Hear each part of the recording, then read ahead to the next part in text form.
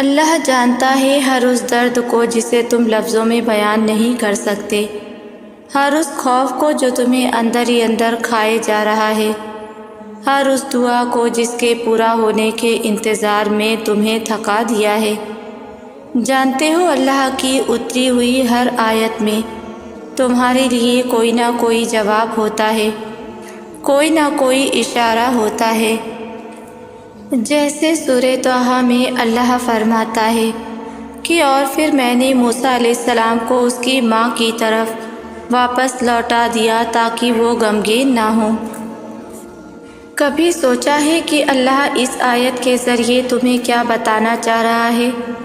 وہ اس آیت میں تمہیں یہ بتا رہا ہے کہ تم اس کی نگاہ سے اوجھل نہیں ہو، تمہارا کوئی بھی دکھ اس کے علم سے باہر نہیں ہے۔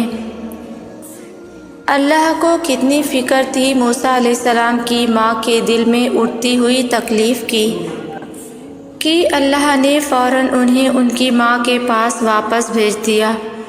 تو پھر تم کیوں سوچتے ہو کہ اللہ کو تمہاری پرواہ نہیں؟ وہ الودود ہے، 70 ماؤں سے زیادہ محبت کرنے والا۔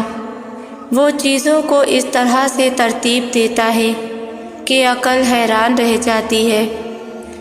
وہ وسائل وہاں سے پیدا کرتا ہے جہاں سے امید بھی پیدا نہیں ہو سکتی۔ اس نے سنا ہے تمہیں اور وہ تمہیں وہ سب دینے کے لیے تیار ہے جس کا تم نے خواب دیکھا تھا۔ بس انتظار کرو، کیونکہ معجزے وقت مانگتے ہیں اور وقت صبر مانگتا ہے۔ مسکرانے کا بھی اجر دینے والا رب کیسے پھر تمہیں تمہارے آنسوؤں کا صلہ نہیں دے گا؟ کیا تم جانتے نہیں کہ دعائیں نصیب کا مقابلہ کرنے کی قدرت رکھتی ہیں، اور وہ دعائیں تو نصیب سے بھی زیادہ طاقتور ہوتی ہیں جو بار بار دہرائی جاتی ہیں، جن کا تسلسل وقت کے ساتھ بڑھتا چلا جاتا ہے۔ اس لیے جب کوئی چیزیں تمہارے نصیب کا حصہ نہیں ہوتی تو اللہ تمہیں اس چیز کو اپنا بنانے کے لیے وقت دیتا ہے تاکہ تم اسے اتنا مانگو کہ نصیب میں وہ چیز تمہیں دینے پہ مجبور ہو جائے۔ اس طرح اللہ تمہاری دعاؤں کو نصیب پہ فتح دیتا ہے۔ دعا اللہ کی رضا کا حصہ ہے، اور اگر تمہاری دعائیں قبول نہ ہونی ہوتی نا تو اللہ دعاؤں کی جانب تمہارا دل کیوں پھیرتا؟ توکل رکھو، کیونکہ توکل کرنے والوں کے لیے اللہ نے ممکن ذریعوں سے ایسا ناممکن معجزہ لاتا ہے جنہیں دیکھ کر عقل دنگ رہ جاتی ہے۔ تمہاری دعائیں یا تو تمہاری زندگی بدل دیں گی یا پھر تمہیں بدل دیں گی، مگر رائے گاہ کبھی نہیں جائیں گی۔ یہی تمہارے اللہ کا تم سے وعدہ ہے۔ اب اگلا سوال ہمارے ذہن میں آتا ہے کہ کیا صرف توکل رکھنے سے ہماری دعائیں سن لی جائیں گی؟ اللہ نے قرآن میں فرمایا، جو اللہ پہ توکل کرتا ہے اللہ انہیں وہاں سے عطا کرتا ہے جہاں سے انہوں نے گمان بھی نہیں کیا ہوگا۔ اس آیت کو پڑھ کے اتنا سکون ملتا ہے۔ اس آیت میں اللہ نے کھلا اشارہ دے دیا ہے کہ جو لوگ اس پر بھروسہ رکھیں گے وہ انہیں مایوس نہیں لوٹائے گا، چاہے حالات کتنے ہی مشکل کیوں نہ ہو جائیں، وہ ذات راستے بنا دے گی۔ پوری دنیا ہی کیوں نہ مخالف ہو جائے آپ کے، جب تک اللہ پہ یقین ہے آپ کو کوئی چیز نقصان نہیں پہنچا سکتی۔ حضرت موسیٰ علیہ السلام کو اپنے اللہ پہ یقین تھا اور ان کے اللہ نے ان کا یقین ٹوٹنے نہیں دیا۔ اسی راستے سے گزر کے حضرت موسیٰ علیہ السلام کو فتح ملی، اور اسی راستے سے گزر کر فرعون کی فوج غرق ہو گئی۔ اللہ پہ یقین رکھنے والے راستوں سے نہیں گھبراتے۔ کچھ لوگ ہماری زندگی میں آتے ہیں جن کے ساتھ ہم زندگی کو بالکل الگ انداز میں دیکھتے ہیں، ان کے ساتھ بہت اچھا وقت گزرتا ہے، مگر پھر وہ لوگ چلے جاتے ہیں ہماری زندگی سے۔ وہ شاید انسان برے نہ ہوں مگر ہمارے لیے اچھے نہیں تھے۔ کچھ لوگ اچھے ہوتے ہیں مگر ہماری اور ان کی زندگی اتنی الگ ہوتی ہے کہ ہم ان کے ساتھ چل ہی نہیں پاتے۔ ان کو ایک نہ ایک دن اپنی راہ لینی ہی پڑتی ہے۔ ہم اتنی بھی کوشش کر لیں ان کو ساتھ نہیں رکھ سکے۔ ہر انسان آپ کے لیے ساری عمر نہیں موجود رہ سکتا، تو جانے دیں جو جا رہا ہے۔ ان کا جانا ہی آپ کے لیے اور ان کے لیے بہتر ہے، اور جو چھوڑ کر خود چلا گیا ہے ان کو بھی برے الفاظ میں یاد نہ کریں، کیونکہ کسی کے لیے دل میں برا رکھنا آپ کے اپنے لیے برا ہے۔ بس ان کو اپنی اچھی یادوں میں رکھیں، اچھے الفاظ میں یاد رکھیں۔ یہ زندگی ہے، یہاں یہ سب ہونا ہی ہے۔ لوگوں کا آنا جانا لگا رہے گا، کسی کے جانے سے زندگی نہیں رکتی ہے۔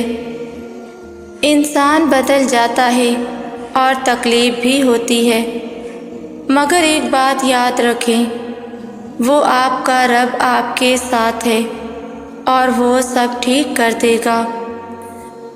دنیا کی ہر محبت آپ کو بیچ راستے میں چھوڑ دے گی سوائے اللہ کے۔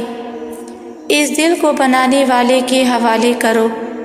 یہ دل اللہ کا گھر ہے، اس میں کسی غیر کی جگہ نہیں ہونی چاہیے۔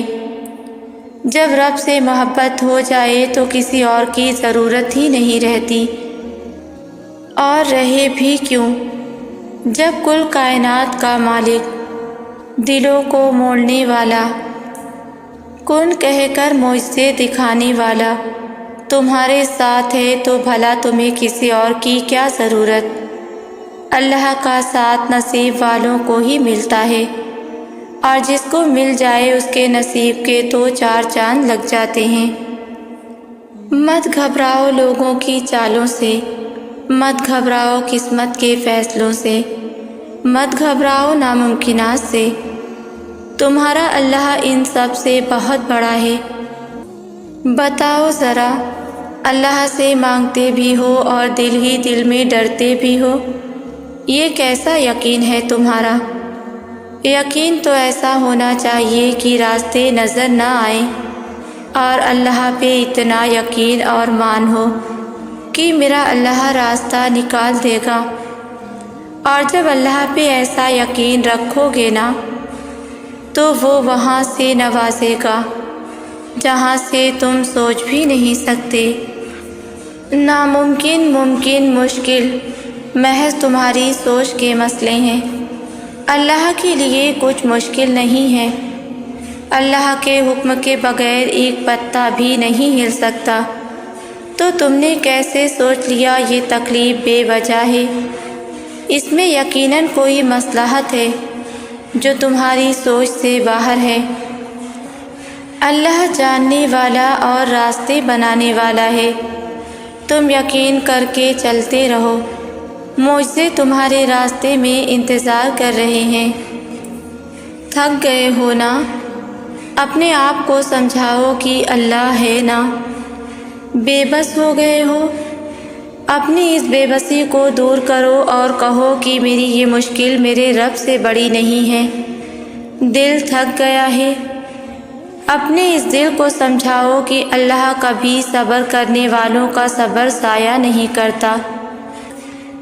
ان آنکھوں سے جب بھی اشکوں کا دریا بہے نا، تو آسمان کی جانب دیکھنا اور نم آنکھوں سے مسکراتے ہوئے کہنا، اچھا یا اللہ، آپ ایسے راضی ہیں نا، تو میں بھی خوش ہوں آپ کے فیصلے پر۔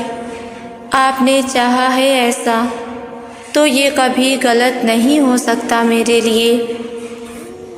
دیکھیں، وقت بدلنے میں ایک پل نہیں لگتا، بس آپ کو اللہ پر اپنے یقین کا دامن تھامے رکھنا ہے۔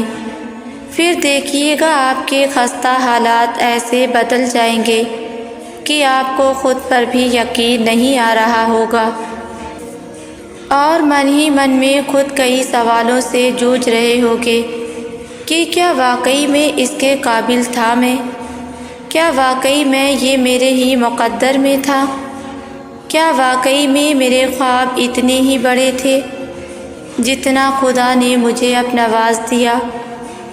یہ سبھی سوالات آپ کی ذات کو ساری زندگی ایک سوالیہ نشان بنا دیں گے اور لوگوں کی نظر میں آپ کو ایسا بلند مقام عطا فرما دے گا کہ آپ کا نصیب لوگوں کی ایک حسرت بری خواہش بن جائے گی۔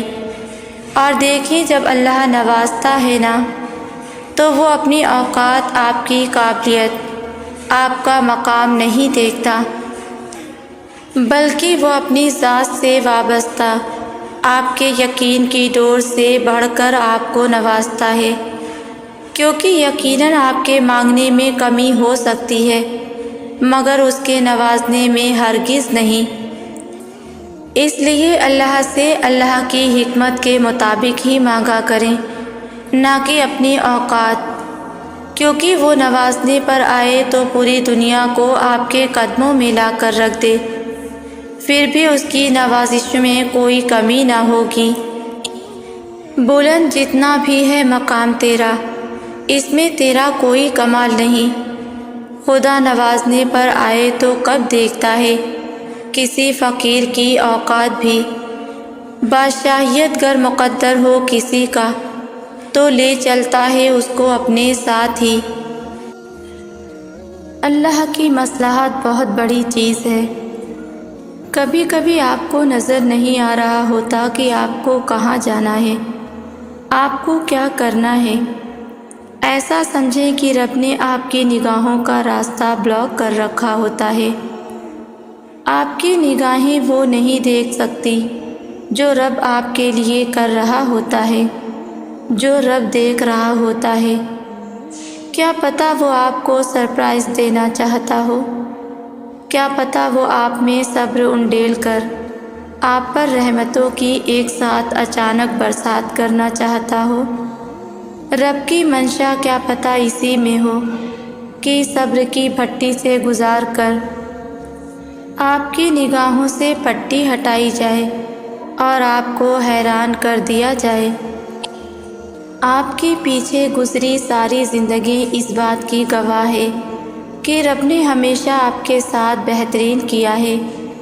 وہ لمحات بھی جب آپ سے سب چھن گیا تھا، اور وہ لمحات بھی جب آپ پر عطائیں کی گئی تھی، اللہ ہی تھا جس نے آپ کی زندگی کے سب سے بدترین حالات میں آپ کو سنبھالا اور اپنی پہچان کروا کر ہدایت دکھائی۔ اور آپ ہیں کہ مستقبل کے لیے پریشان ہو رہے ہیں۔ نہ کوئی طاقت ہے اور نہ ہی کوئی قوت سوائے اللہ کے۔ جب آپ کسی چیز کے حوالے سے بے چین ہوں یا کسی مصیبت میں پھنسے ہوئے ہوں تو آپ نے بار بار اس ذکر کو دہرانا ہے اور اس کے طاقتور معنی کو اپنے اندر جذب کر لینا ہے۔ یہ ذکر حیرت انگیز اثر رکھتا ہے مشکل کام کو آسان بنانے میں، آزمائشوں کو سہنے اور شیطانی قوتوں سے لڑنے میں، خوفناک تجربات کا سامنا کرنے میں، بیماری اور اداسی کو دور کرنے میں۔ زندگی ہمیشہ مشکل نہیں ہوتی، وہ دن بھی آتے ہیں جب سب ہماری مرضی سے ہو رہا ہوتا ہے، اور وہ دن بھی آتے ہیں جب جو چاہتے ہیں وہ مل جاتا ہے۔ تب پتہ بھی نہیں چلتا کب ہم اللہ کو بھول بیٹھتے ہیں، پتہ ہی نہیں چلتا، پھر ہم ہر وقت کس کس کو خوش کرنے کی فکر میں لگے رہتے ہیں۔ صرف اللہ کو راضی رکھنا تب ہم بھول جاتے ہیں، اسے جو اصل میں ہمارا مددگار تھا، وہ جو چپکے سے اس سارے وقت ہمیں سنبھالے ہوئے تھا۔ اسے بھولنے میں ہم چند سیکنڈ بھی نہیں لگاتے، اسے راضی رکھنا تب ہمیں ضروری بھی نہیں لگتا۔ کیوں ہم آسانی سے اسے اگنور کر دیتے ہیں؟ کیوں تب دل میں گلٹ ہوتے ہوئے بھی واپس اس تک نہیں جاتے؟ بس اتنی سی خواہش پوری ہونے کی دیر تھی۔ ہم نے اللہ کے سوا کوئی اور حمایتی بنا لیے ہیں، سو حمایتی تو صرف اللہ ہی ہے۔ دل اطمینان تب ہی پا لیتے ہیں جب یہ اللہ پر توکل کرنے لگتے ہیں، اور جو اللہ پر توکل کر لیتے ہیں اللہ ان کے لیے کافی ہو جاتا ہے، پھر انہیں کسی دوسرے سہارے کی ضرورت بھی نہیں پڑتی۔ جس طرح اللہ واحد ہے، اسی طرح اللہ کی طرف سے ملنے والی تسلی اور اطمینان بھی یکتا ہے، یہ آپ کو کہیں اور سے نہیں مل سکتی۔ توکل کرنے والوں کو آدھی مشکلات اللہ پر یقین کرنے سے ہی سلجھ جاتی ہیں۔ اللہ پر توکل ان کے لیے مشکل میں آسانی بن جاتا ہے۔ ان کے بے چین دلوں کو قرار رب پر صرف توکل کرنے سے ہی مل جاتا ہے، کیونکہ وہ جانتے ہیں ان کا رب کافی ہے ان کے لیے، وہ انہیں تنہا نہیں چھوڑے گا، وہ انہیں سنبھال لے گا، وہ انہیں بچا لے گا۔ اور وہ کہتے ہیں کہ میرے لیے تو اللہ ہی کافی ہے۔ عزت اللہ کی طرف سے آتی ہے، لوگ آپ کو عزت نہیں دیتے۔ لوگوں کے دلوں میں عزت ڈالی جاتی ہے، اور کون ڈالتا ہے یہ عزت؟ اللہ ڈالتا ہے۔ اس لیے لوگوں کو امپریس کرنا چھوڑ دیں اور اپنے مالک کی رضا کے بارے میں سوچیں۔ اپنے مالک کو امپریس کر کے دکھائیں، تہجد میں اٹھ کر اسے بتائیں کہ آپ اس کی محبت میں اس حد تک جا سکتے ہیں۔ آپ انسان ہیں جس کے پاس بہت محدود صلاحیتیں ہیں، مگر آپ اپنی ان محدود صلاحیتوں کی حدود تک تو جا کے دکھائیں نا۔ جتنی رب سے محبت بڑھے گی آپ کے دل میں، آپ کا رب لوگوں کے دل میں آپ کے لیے محبت اور عزت بڑھاتا جائے گا۔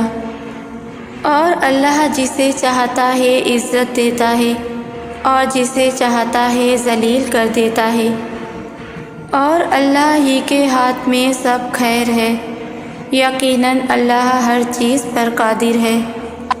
اگر کسی وجہ سے آپ کو لگتا ہے کہ آپ اپنے رب سے دور ہو گئے ہیں، آپ کی نمازوں میں وہ خشوع نہیں رہا، آپ کا روزانہ دل لگا کر قرآن پڑھنا چھوٹ گیا ہے، اور آپ کو لگتا ہے آپ دین سے دور آ گئے ہیں، تو سنیں یہی وہ وقت ہے جب آپ کو واپسی پکڑنی ہے۔ یہی وہ گھڑیاں ہیں جب دوبارہ آپ کو دین کی طرف پلٹ آنے کی ضرورت ہے۔ خالص اللہ کے لیے اپنی پسندیدہ چھوٹی سی ہی صحیح ایک چیز قربان کر دیں۔ وہ آپ کی تہجد کے وقت کی نیند بھی ہو سکتی ہے، وہ چند پیسوں کی صورت صدقہ بھی ہو سکتا ہے، وہ غیبت چغلی بھی ہو سکتی ہے۔ آج کے دن بس یہ ایک چھوٹی سی کوشش کر لیں، آپ کو دل میں ایمان تازہ ہوتا محسوس ہوگا۔ اس ایمان کو پھر تھام لیں اور تھامے رہیں، اس کو کھونے نہ دیں، اور رفتہ رفتہ اس کو بڑھانے کی کوشش کریں۔ پتہ ہے اللہ کے پسندیدہ لوگ کون ہوتے ہیں؟ اس کی طرف پلٹ کر آنے والے، توبہ کرنے والے لوگ، اپنے اعمال کو دوبارہ سے سنوار لینے والے لوگ، صرف زبانی توبہ کر لینے والے نہیں، بلکہ اپنے اعمال کو واپس ریورس کر لینے والے لوگ، نمازوں اور قرآن کی طرف دوبارہ پلٹ آنے والے لوگ، دوبارہ سے نوافل کا اہتمام کرنے والے لوگ، دوبارہ اپنے رب سے خاص ملاقات کرنے والے لوگ، اور تہجد والے لوگ۔ ایسے لوگ اللہ کو اتنے پسند ہیں کہ وہ کہتا ہے کہ وہ ان کی برائیوں کو بھی اچھائیوں میں بدل دے گا۔ اتنا بہترین بدلہ ہے ایسے لوگوں کے لیے۔ آپ کو زندگی دینے کا مطلب آپ کو گناہوں کے بوجھ تلے دبانا نہیں ہے، نہ اس بوجھ کو ساری عمر اپنے کردار کے ساتھ چپکائے رکھنے کا نام زندگی ہے۔ زندگی تو تحفہ ہے مالک کا آپ کے لیے۔ اپنے رب کو ہم نہیں دیکھ سکتے نہ سن سکتے ہیں، کیونکہ اس نے خود کو غیب میں چھپا رکھا ہے تاکہ ہم ڈھونڈیں اس مالک کو، تاکہ یہ جو زندگی یعنی وقت دیا ہے اس میں بار بار اس کو ڈھونڈنے کی کوشش کریں، تاکہ ہم بار بار اس خوبصورت احساس کو محسوس کریں۔ تو پھر آپ کیوں اپنی زندگی کو گناہوں اور گناہوں کے بعد کے بوجھ کی نظر کر کے اپنا وقت ضائع کر رہے ہیں، جو اللہ نے صرف اپنے لیے آپ کو دے کر بھیجا تھا؟ گناہ ہوا ہے تو پھر سے رب کی طرف جائیں نا، معافی مانگے اور ڈھونڈ لیں اسے پھر سے، اسی کا نام زندگی ہے۔ مایوس کیوں ہوتے ہو؟ تمہاری ساری دنیا الٹ پلٹ گئی ہے اور اب تمہیں سمجھ نہیں آ رہی کہ سب صحیح کیسے ہوگا۔ کیا پتہ رب نے اسے اسی لیے الٹ پلٹ دیا ہو تاکہ تم ایک نئی شروعات کرو۔ کیا پتہ وہ تمہیں ایک اور موقع دینا چاہتا ہو۔ اللہ سے بہتر پلان کرنے والا تو کوئی نہیں ہے۔ پھر کیسی مایوسی جب آپ کے ہاتھ میں کچھ ہے ہی نہیں، پھر کیسی مایوسی جب اللہ سنبھال لے گا۔ اللہ کی رحمت سے مایوس ہونا تو گمراہوں کا کام ہے۔ آپ جتنی بھی بڑی مشکل یا پریشانی میں پھنس جائیں، آپ کو یاد رکھنا ہے کہ نماز اور صبر ہی کا آپ کو سہارا لینا ہے، کیونکہ نماز اور صبر ہی آپ کو بتائیں گے کہ آپ نے کیا کرنا ہے۔ نماز کا مطلب ہے اللہ سے مانگنا، اس کا مطلب ہے آپ کو کسی اور سے مدد کی ساری امیدیں ہٹا کر صرف اللہ سے مدد کی امید باندھنی ہے۔ اور صبر کیا سکھاتا ہے؟ صبر آپ کو توکل کرنا سکھاتا ہے۔ جب تک صبر نہیں کریں گے آپ کو اللہ پر توکل کرنا کیسے آئے گا؟ دل کی وہ کیفیت تو صبر کرنے سے ہی صرف پیدا ہو سکتی ہے جب ہر طرف سے امید ختم ہو جائے، جب سب دگا دے جائیں اور آخری موقع پر اللہ آپ کو بچا لے۔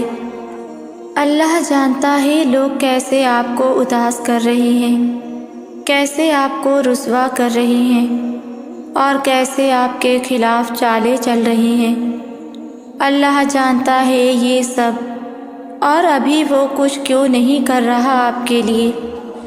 کیونکہ وہ چاہتا ہے آپ اس پر توکل کر کے دکھائیں، آپ اسے اپنا وکیل بنا کے سارے معاملات اسے بتائیں، آپ اسے اپنا دوست بنا لیں تاکہ وہ پھر آپ کے لیے کافی ہو جائے۔ اگر اللہ تمہیں انتظار کروا رہا ہے، اس دیر کا ہرگز یہ مطلب نہیں کہ اللہ تمہاری سن نہیں رہا یا وہ تمہیں وہ نہیں دے گا جو تم مانگ رہے ہو۔ اس دیر کا بس اتنا سا مطلب ہے کہ وہ تمہاری آواز کو بار بار سننا چاہتا ہے۔ اگر اللہ تمہارے دل سے اس چیز کا خیال جانے نہیں دے رہا اور دے بھی نہیں رہا وہ چیز، تو اس کا مطلب ہے کہ تم ہار مان جاؤ۔ ہم اللہ کے اشاروں کو کیوں نہیں سمجھ پاتے؟ ہمیں کیوں نہیں سمجھ آتا کہ ہمارا اللہ ہم سے محبت کرتا ہے؟ کسی انسان کی محبت میں تو ہم اتنے اندھے ہو جاتے ہیں کہ اس کی اتنی دی ہوئی تکلیفوں کے باوجود بھی اسی کے پیچھے بھاگتے ہیں۔ پھر ہم اللہ کی محبت میں اندھے کیوں نہیں ہوتے؟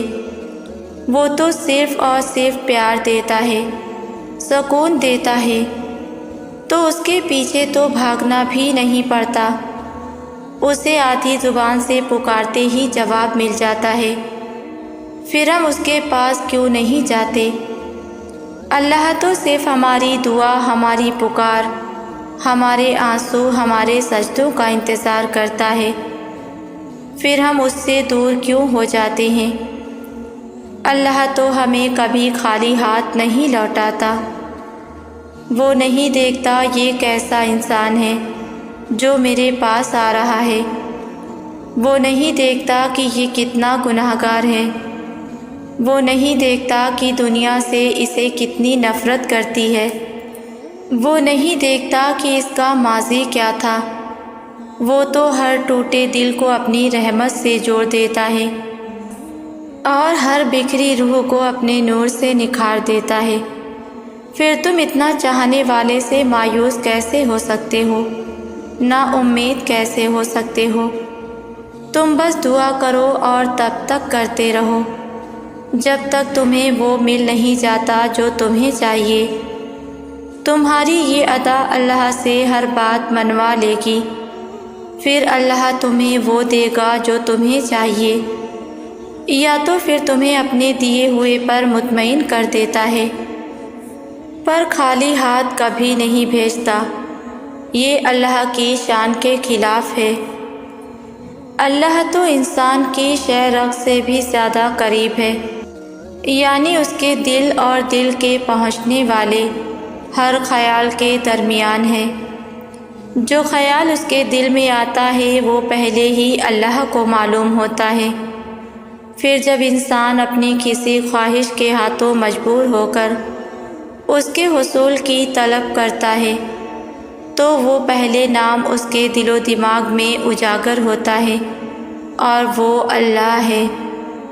انسان جانتا ہے کہ جس کو جو ملا ہے اسی کے در سے ملا ہے، اور جو ملے گا وہ وہیں سے ملے گا، پھر چاہے طلب جو بھی ہو، اللہ سے اللہ کو مانگنا ہو یا اللہ سے کسی انسان یا شے کو مانگنا ہو۔ انسان جب دعا کے لیے ہاتھ اٹھاتا ہے تو کیا کبھی سوچا ہے کہ وہ ہاتھ اللہ کے آگے ہی کیوں اٹھتے ہیں؟ یہ یقین ہی ہوتا ہے جو ہمیں اس کے در پر لے جاتا ہے۔ اگر دل میں یقین ہی نہ ہوتا تو پھر سوچو کیا تم اللہ کے پاس جاتے کہ اللہ مجھے تجھ سے یہ چاہیے، تو واحد عطا کرنے والا ہے، تو قبول فرما لے اور یہ چیز مجھے دے دے۔ اور اگر یقین نہ ہوتا تو تم کبھی اسے نہ پکارتے، اور جانتے ہو یہ یقین اور خیال کہاں سے آتا ہے؟ اللہ کی طرف سے۔ وہ چاہتا ہے کہ تم اس کو در پر جاؤ اور اس پر یقین رکھتے ہوئے ہاتھوں کو بلند کرو، دل کو جھکا دو اور عاجز ہو کر مانگو۔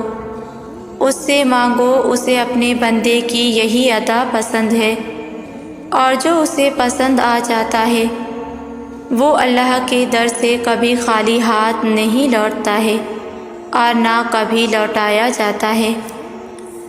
کبھی کبھی انسان مایوس ہو جاتا ہے، وہ سوچتا ہے کہ اب ہمارے پاس کوئی راستہ نہیں رہا، اب کیا ہوگا؟ لیکن وہ بھول جاتا ہے کہ یہ جہاں کس کے دم سے ہے، بھول جاتا ہے کہ اس کائنات کو چلانے والا کون ہے۔ اگر انسان سب بھول کر صرف یہ یاد رکھے کہ میرا اللہ دیکھ رہا ہے سب، اور وہ سب سن رہا ہے، وہ سب جانتا ہے، تو کبھی مایوس نہ ہو۔ اللہ کی رحمت تو وہ ہے جو بے جان میں جان ڈال دے، جو جانوروں، پنچھیوں کو، پتوں کو، پھولوں کو رزق دیتا ہے، سب اس کے دم سے ہیں۔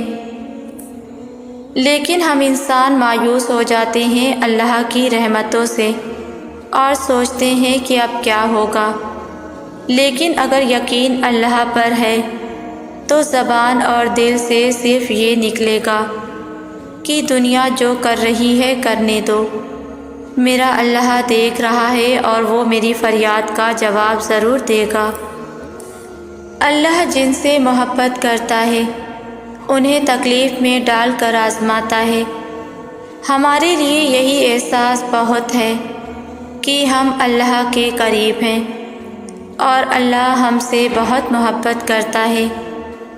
یہ بات مجھے تب سمجھ آئی جب تکلیف کی شدت سے بیٹھے بیٹھے آنکھوں سے آنسو گرنے لگے، جب ساری رات درد کے حسابوں میں گزار دی، جب تہجد کی نفل نماز ادا ہونے لگی، جب تہجد کے سجدوں میں دعا مانگتے وقت آنکھوں سے آنسو تھمنے لگے، جب ہنستے ہوئے آنکھوں کی نمی کناروں پر ٹھہر گئی۔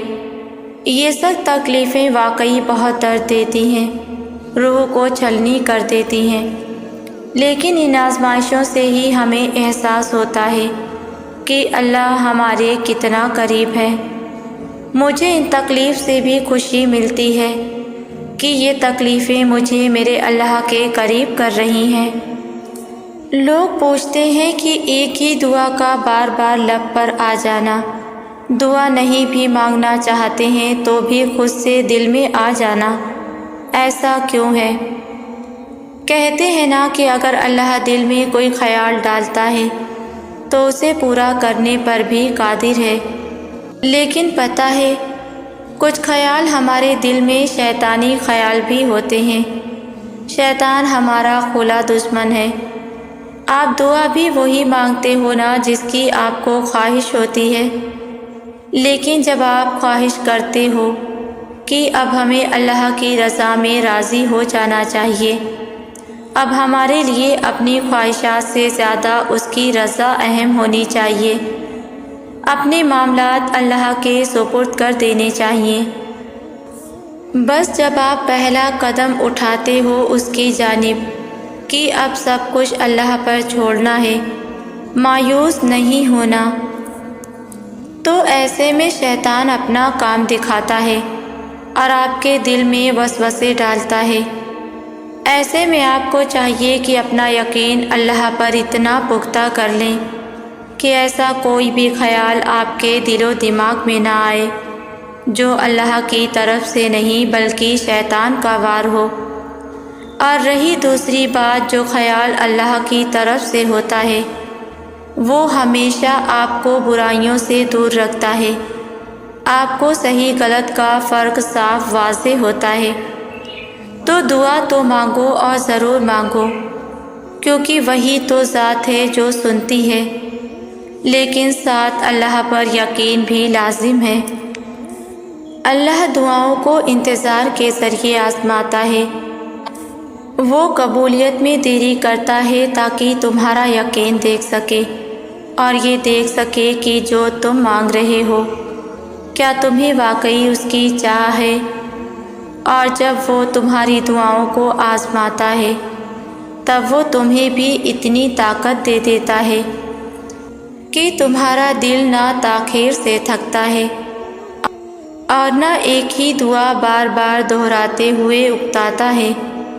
تو اگر دل کو اتنا سمجھانے کے باوجود بھی دعا کا خیال نہیں جا رہا تو مانگتے رہو، شاید تمہاری دعائیں معجزوں کے قریب ہوں، شاید اب تمہارے صلے کا وقت ہو، تبھی اللہ نے تمہیں اس دعا پہ اٹکا رکھا ہو، شاید یہی آخری موقع ہو وہ پانے کا جو کبھی تم نے کھویا تھا۔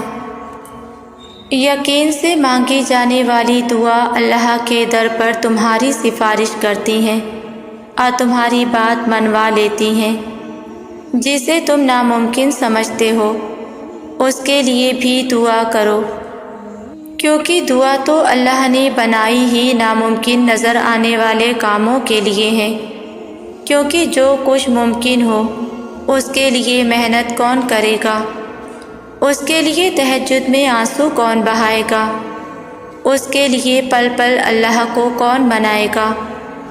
اسی لیے کچھ چیزیں اللہ تمہاری نظر میں ناممکن کر دیتا ہے تاکہ تم یقین کے ساتھ دعا کرو اور اللہ کو اس کے لیے مناؤ۔ اور اس کا مطلب یہ ہے کہ ناممکن تو تمہاری نظر میں ہے۔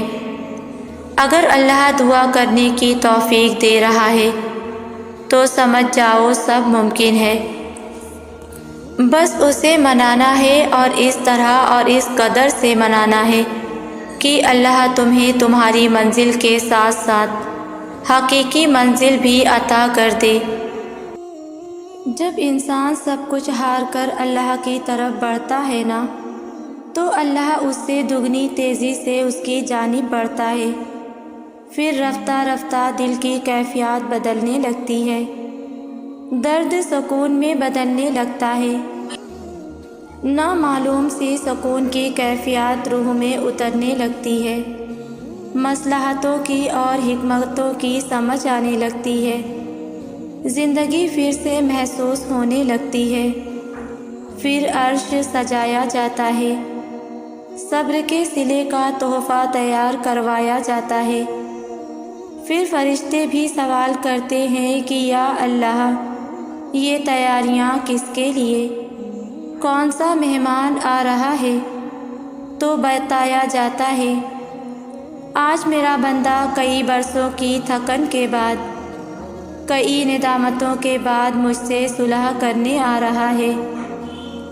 پھر اللہ ہمارا انتظار کرتا ہے، پھر ہم جب اس کی بارگاہ میں پہنچتے ہیں، اس کی مہمان نوازی میں جو سجدہ کرتے ہیں وہ معمول کے سجدوں سے بہت الگ ہوتا ہے۔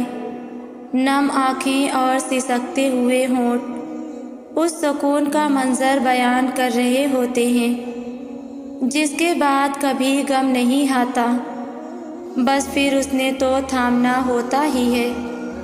اللہ کو تمہارے لوٹ آنے کا انتظار جو رہتا ہے، پھر صلح بھی ہو جاتی ہے اور محبت سے بھی نواز دیا جاتا ہے، اور تم دیکھنا بہت جلد اللہ تمہاری دعاؤں کو کن سے نواز دے گا انشاءاللہ۔ ویورز، ویڈیو کو لائک شیئر کریں اور ویڈیو کیسی لگتی ہے مجھے کامنٹ میں ضرور بتایا کریں۔ جزاک اللہ۔